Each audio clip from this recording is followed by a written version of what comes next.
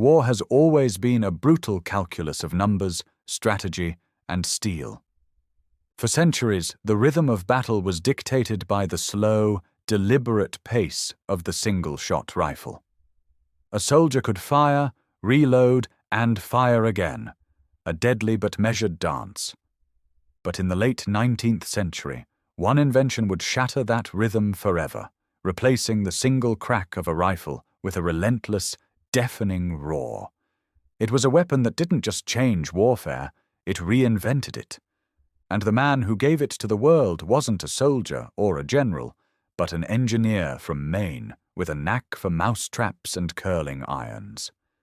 This is the story of Hiram Maxim, a prolific inventor who held patents for everything from automatic fire sprinklers to steam pumps. He was a man of science and mechanics, a mind that saw the world in terms of problems and solutions. In an era of explosive innovation, he was a giant, even claiming to have invented the light bulb before Edison. But a chance encounter in Vienna would turn his inventive genius away from the comforts of modern life and toward the grim business of war. An acquaintance gave him a piece of advice that would alter the course of history. If you want to make a pile of money, invent something that will enable these Europeans to cut each other's throats with greater facility. The idea of a rapid-fire weapon wasn't new. The Gatling gun, with its hand-cranked barrels, could unleash a storm of lead, but it was cumbersome, prone to jamming, and required constant manual effort. It was a step forward, but not a revolution. The revolution would come from a simple, yet profound, observation. Maxim, who as a child had been knocked over by the recoil of a rifle, saw not a nuisance, but an opportunity. He saw wasted energy, a force that could be tamed, harnessed, and turned back on the weapon itself. What if a gun could load itself? What if the very act of firing could power the next shot, and the next, and the next, in a seamless automatic cycle? This was the question that consumed Hiram Maxim. His answer would be a marvel of engineering, a machine of brutal efficiency that would become known as the Maxim gun. It was the world's first true automatic machine gun, and its arrival on the battlefield would be a terrifying symphony of industrial-age slaughter. This is the story of how one man's ingenuity, sparked by a cynical piece of advice, created a weapon that changed the face of war overnight, leaving a legacy of both technological triumph and human tragedy that echoes to this day. To understand the genius of Hiram Maxim, we must first understand the world he was about to change. For most of human history, warfare was a deeply personal and physically demanding affair. The primary weapon of the common soldier, from the Napoleonic Wars to the battlefields of Gettysburg, was the single-shot rifle. It was a simple tool, but its limitations defined the very nature of combat. Each shot was a multi-step process, a carefully choreographed drill that left soldiers vulnerable. Imagine yourself a soldier in the 1870s. The enemy line is advancing. You raise your rifle, aim, and fire. The weapon kicks back against your shoulder, a violent shove of energy. But your work has only just begun. You lower the rifle, reach for a new cartridge, and begin the slow, deliberate process of reloading. Each movement is critical. A fumbled cartridge or a snagged ramrod could mean the difference between life and death. Under the immense pressure of battle, with smoke filling the air and chaos reigning around you, a trained soldier might manage 3, perhaps 4 aimed shots in a minute. This was the ceiling of firepower. An army's strength was measured not just in the number of its soldiers, but in their ability to execute this repetitive, manual task under duress. The desire for a faster rate of fire was not new. Military minds had long dreamed of a weapon that could multiply a soldier's output. The 19th century saw the birth of the first mechanical machine guns. The French mitrailleuse, essentially a volley gun, could fire a cluster of barrels at once, but it had to be reloaded like a cannon. It was devastating, but it was not a true machine gun. The real breakthrough came from an American inventor, Richard Gatling. His Gatling gun, with its iconic cluster of rotating barrels, was a fearsome sight on the battlefield. By turning a hand crank, a soldier could unleash a continuous stream of bullets, firing hundreds of rounds per minute. The Gatling gun was a game-changer, but it was far from perfect. It was, in essence, a manually operated machine. Its rate of fire was directly tied to the speed at which the operator could turn the crank. Turn too fast, and the mechanism could jam. Turn too slow, and its effectiveness diminished. Furthermore, it was a heavy, cumbersome piece of equipment, more like a small cannon than a rifle. It required a team of men to operate and move, and its reliance on a human operator meant it was subject to fatigue, panic, and inconsistency. It was a machine powered by muscle, and that was its fundamental flaw. Every ounce of energy required to load, fire, and eject a cartridge came from the soldier turning the crank. And then there was recoil. For every action, there is an equal and opposite reaction. This fundamental law of physics was, for every soldier, a painful reality. The same explosive force that sent a bullet hurtling towards its target also slammed the rifle back into the user's shoulder. It was a nuisance, a source of bruises and fatigue. It could throw off a soldier's aim and make sustained firing an exhausting ordeal. For centuries, this energy was simply seen as an unavoidable byproduct of firearms technology. It was a force to be endured, a problem to be mitigated with padded stocks or a firm stance, but never a force to be used. It was wasted energy, a violent momentary kick that served no purpose. This was the technological wall that the world's armies had hit. Whether it was a single soldier with his rifle or a team of men cranking a Gatling gun, the power source was always human muscle. The potential for a truly automatic weapon, one that could sustain a high rate of fire without constant human intervention, seemed like a fantasy. The missing ingredient was a new source of power, an engine to drive the gun. No one thought to look for that engine in the very problem that had plagued shooters for centuries. No one, that is, until Hiram Maxim. He looked at the violent, wasted energy of recoil and saw not a problem, but the solution itself. He saw a ghost in the machine, a powerful, untapped force just waiting to be put to work. Hiram Maxim was not a man of war. He was a man of invention, a quintessential product of the Industrial Revolution. Born in Maine in 1840, he was a self-taught engineer and a relentless tinkerer. By the time he arrived in Europe in the early 1880s, he was already a wealthy and respected figure in the world of science and technology. His mind was a whirlwind of ideas. He had developed systems for gas illumination, automatic fire sprinklers, and even a successful inhaler for treating bronchitis. His primary focus, the one that brought him to Paris in 1881, was electricity. He was a key player in the race to electrify the world, a direct competitor to Thomas Edison. In fact, Maxim's electric lamps were used to illuminate the first electrically lit building in New York City.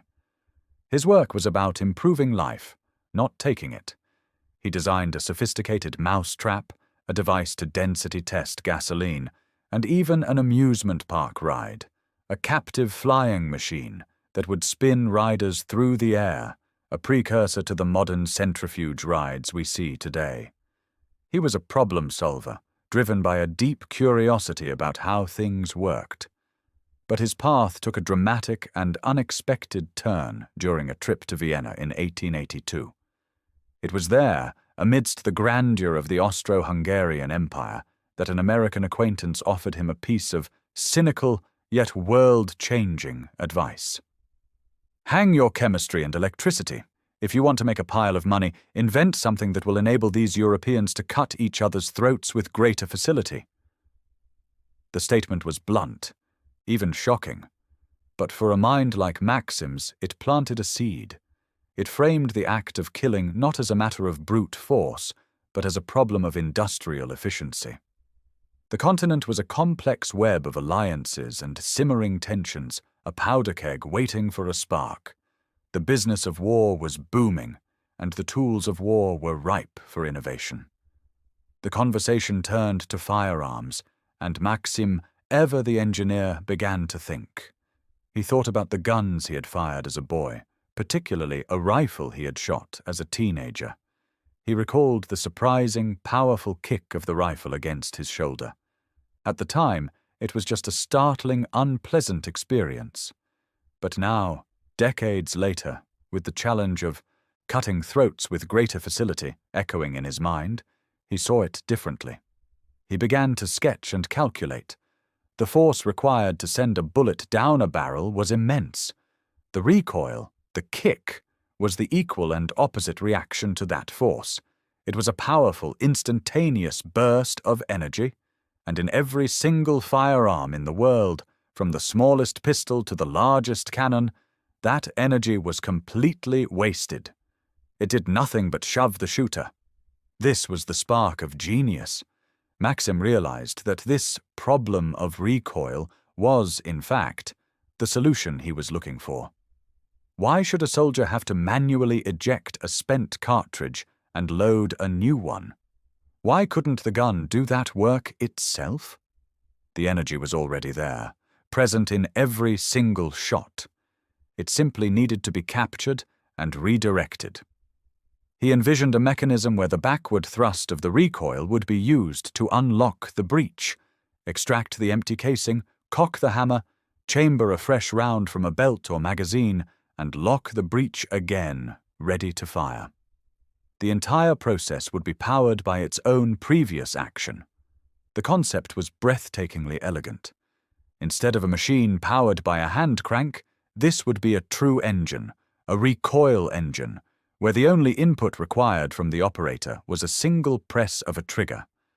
As long as the trigger was held down and ammunition was fed into it, the gun would continue to fire, eject, and reload in a seamless, lightning-fast cycle.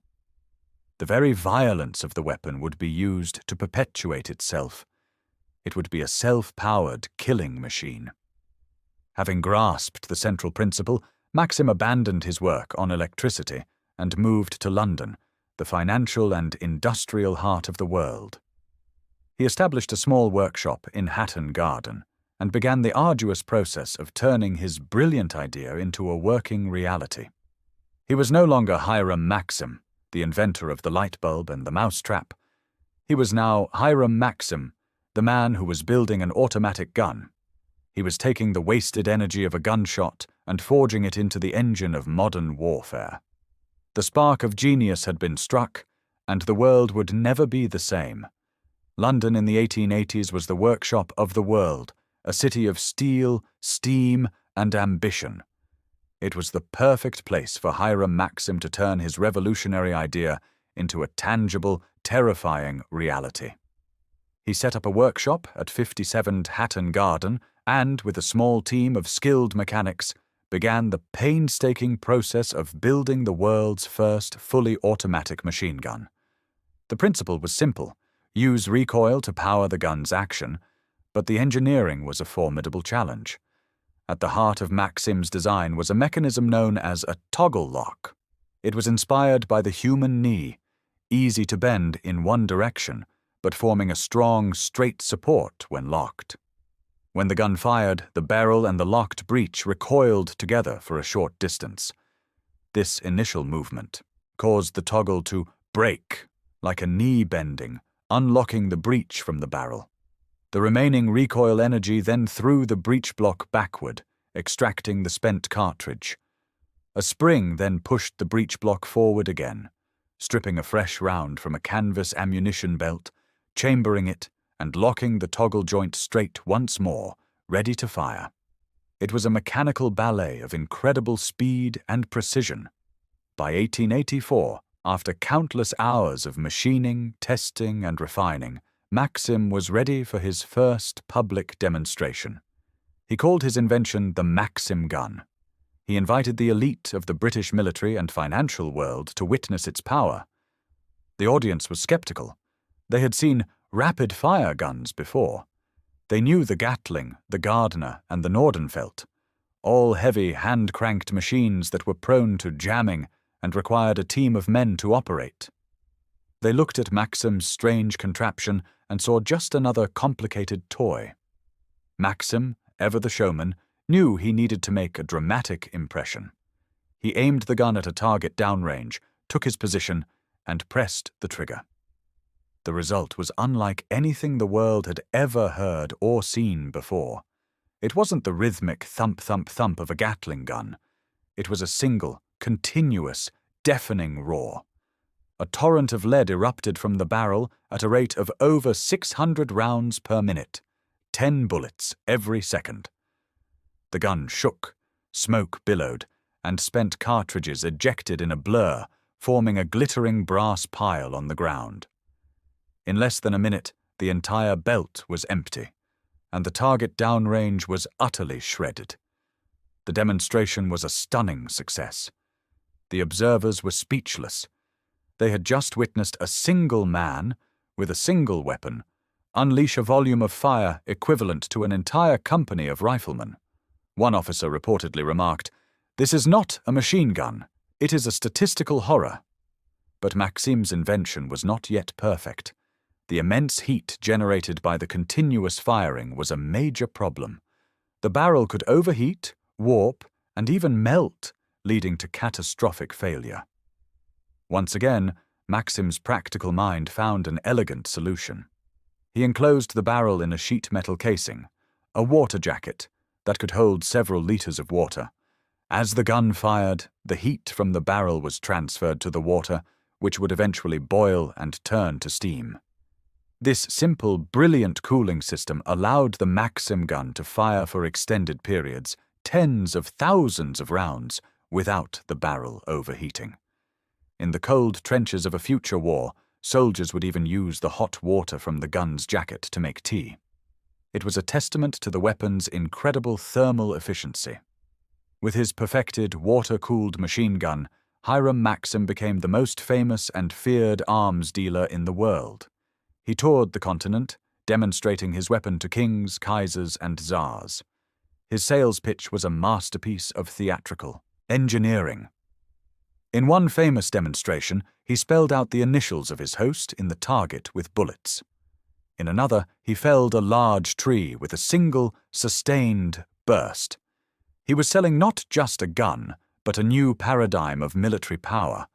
Yet, ironically, his own country, the United States, and his adopted home, Great Britain, were among the slowest to adopt his invention. The British military establishment was conservative. They were comfortable with their existing tactics and saw the Maxim as an expensive, complicated gadget. They preferred the proven, if less effective, Gatling and Gardner guns.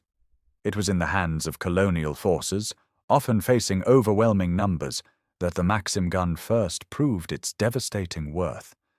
In 1893, in what is now Zimbabwe, a small force of 50 British South Africa Company soldiers, armed with just 4 Maxim guns, fought off an attack by 5,000 Ndebele warriors. The result was a massacre. Thousands of warriors were cut down, while the British force suffered minimal casualties. One witness described the sound of the guns as a continuous shrieking. This pattern was repeated across Africa and Asia. The Maxim gun became the ultimate tool of colonial enforcement, a symbol of the technological gap between the European powers and the peoples they sought to conquer. The British poet Hilaire Belloc would later summarize the era with a chilling couplet: "Whatever happens, we have got the Maxim gun, and they have not." But the great powers of Europe were learning. They saw the results of these lopsided colonial battles and began to understand. The Maxim gun was not just a tool for policing empires, it was a weapon that could decide a war between modern, industrialized nations. The German Kaiser, Wilhelm II, was particularly impressed, and Germany quickly placed large orders, dubbing their version the Maschinengewehr 08. Russia, Austria, Hungary, and Italy all followed suit. The arms race had begun. Hiram Maxim, the man who just wanted to make a pile of money, had given the world his machine. Now the world had to decide what to do with it. Hiram Maxim's invention had made him a very wealthy man. His company, having absorbed a competitor, was a powerhouse in the global arms trade. The Maxim gun was being produced under license in Germany, Russia, and Austria. It was the gold standard of automatic firepower. But technology never stands still. Maxim's original design, while revolutionary, was a product of the 1880s. It was heavy, complex to manufacture, and composed of many finely tuned parts. As the 19th century drew to a close, the British military, having finally, if belatedly, recognized the genius of the weapon, began to seek improvements. They wanted a gun that was not just effective, but robust, reliable, and more suited to the rigors of a modern army. In 1897, the Maxim Nordenfeldt Company was purchased by a massive British engineering firm, Vickers, Sons and Company. Vickers was an industrial giant, renowned for its high-quality steel, shipbuilding, and artillery manufacturing. They didn't just want to sell Maxim's gun, they wanted to perfect it. The task of refining the Maxim fell to the engineers at Vickers. They examined the design not as inventors, but as industrial producers and armorers. They identified key weaknesses and areas for improvement. Their goal was to take Maxim's brilliant but somewhat delicate concept and forge it into an unbreakable instrument of war. A key figure in this evolution was a Vickers engineer who meticulously analyzed the gun's action. The team identified that the original toggle lock mechanism, while clever, could be simplified and strengthened. The most significant change they proposed was deceptively simple. They inverted the toggle lock. In Maxim's original design, the toggle joint bent upwards after firing. The Vickers engineers redesigned it to bend downwards. This seemingly minor adjustment had a cascade of benefits. Inverting the lock made the action smoother, and more importantly, allowed the entire receiver, the body of the gun, to be made smaller and lighter without sacrificing strength. The Vickers team then systematically went through every component of the gun. They used superior Vickers steel alloys, making the parts stronger and more durable. They simplified the manufacturing process, reducing the number of intricate parts and making the gun easier to mass-produce and maintain. They redesigned the feed block to be more reliable, reducing the likelihood of the ammunition belt jamming. The result of this refinement was the Vickers, Son and Maxim gun, which would soon be known simply as the Vickers. While it was, in essence, still a Maxim gun operating on the same short recoil principle, it was a significant evolution. It was lighter than the original, weighing around 50 pounds with its water-filled jacket, a noticeable improvement. The tripod it rested on was also redesigned to be more stable and easier to deploy. But the most important improvement was not in weight or ergonomics. It was in its legendary reliability. The Vickers gun was built to an incredible standard of quality. The parts fit together with such precision that it could endure stresses that would tear other guns apart. In one famous trial conducted in 1913, a Vickers gun was fired continuously for nearly 7 hours, firing over 120,000 rounds of ammunition without a single mechanical failure. The test was only stopped because the testers themselves were exhausted and had run out of ammunition. The gun was, for all practical purposes, indestructible. It was this incredible, almost supernatural reliability that would endear it to the British soldier. They knew that in the mud and chaos of a trench, when their lives depended on it, the Vickers would not fail them. Hiram Maxim, now Sir Hiram Maxim after being knighted by Queen Victoria, had largely stepped away from the company by this point. He had seen his invention conquer the world, and he had reaped the financial rewards. He had given the world the concept, but it was the anonymous engineers at Vickers who had perfected it, turning it from a brilliant prototype into the single most reliable and effective machine gun of its era. As the clouds of war gathered over Europe in the early 20th century, the great armies of the continent were armed with their own versions of Maxim's gun. The Germans had their MG E08, the Russians their PM M1910, and the British had the Vickers. They had no idea that this meticulously engineered machine This perfected Maxim was about to become the grim centerpiece of a new and terrible kind of warfare. The transition was complete. The genius of Maxim had been forged into the industrial might of Vickers, and the world was about to witness the horrific consequences.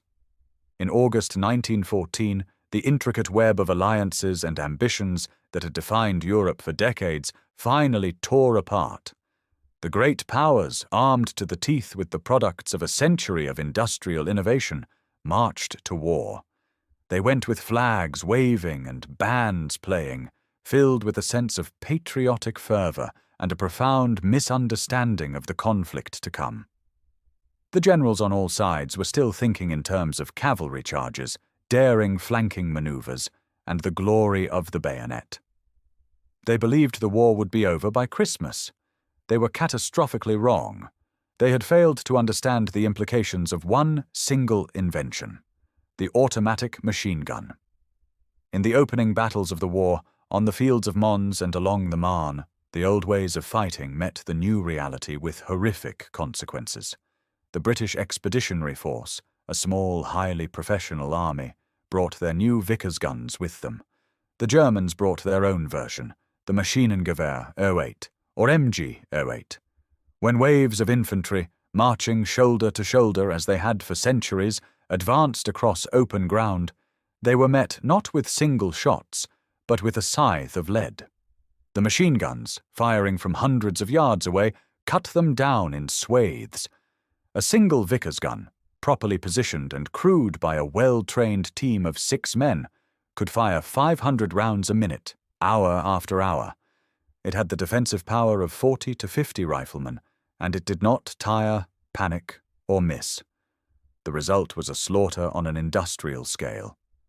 The glorious charges of military fantasy dissolved into a grim calculus of death.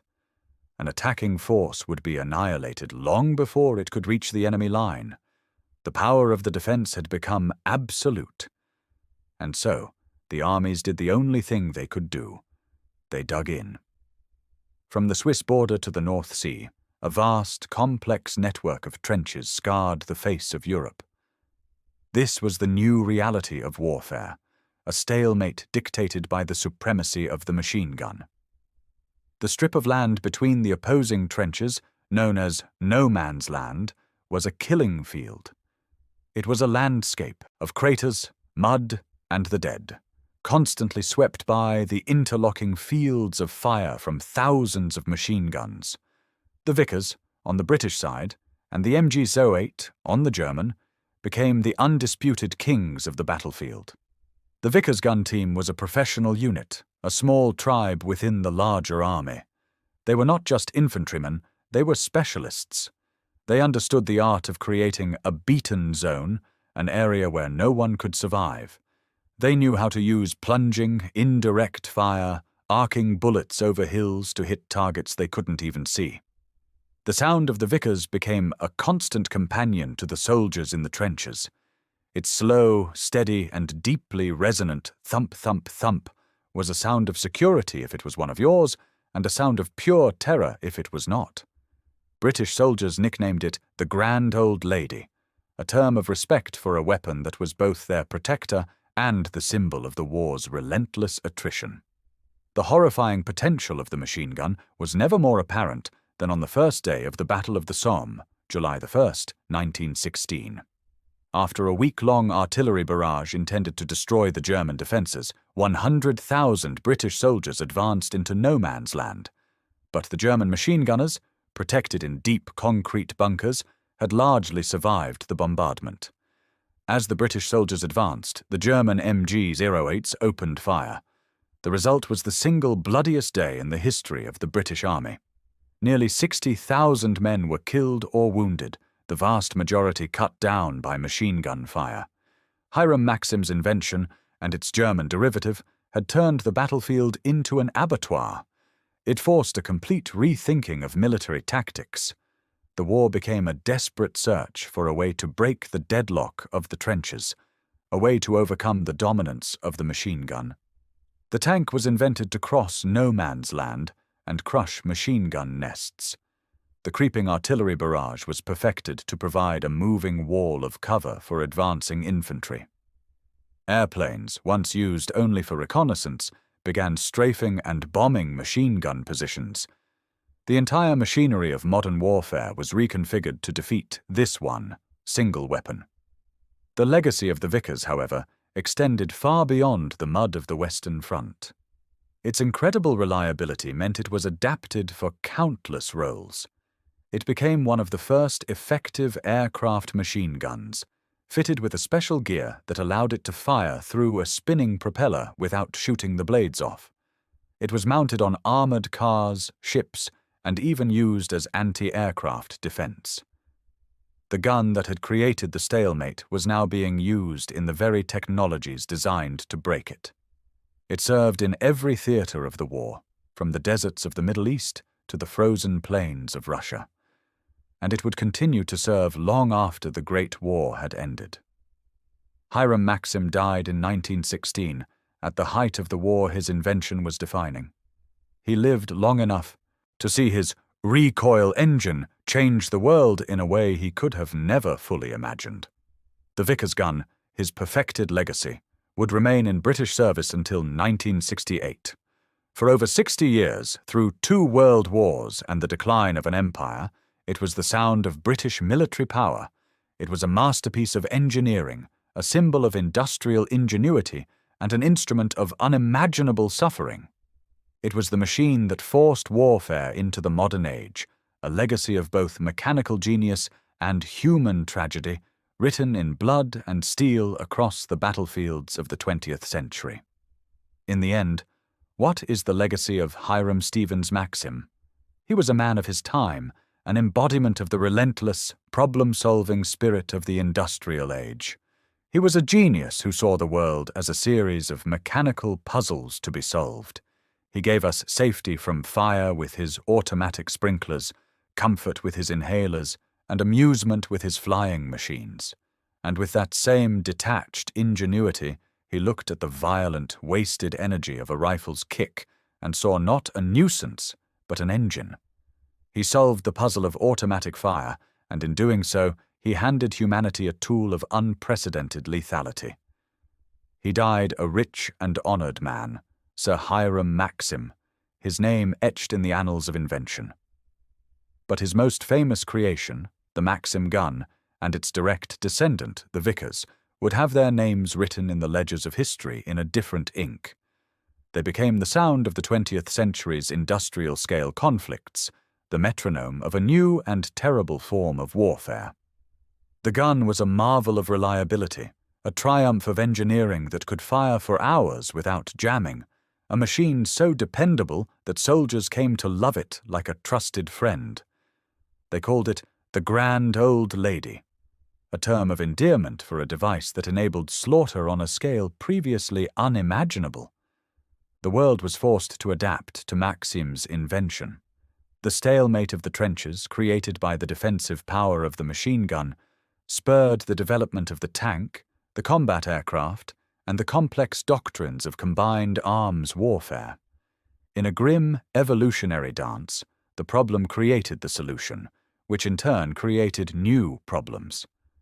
The engineer from Maine, who had simply wanted to make a pile of money, had inadvertently set the course for military technology for the next 50 years. He didn't just invent a new weapon.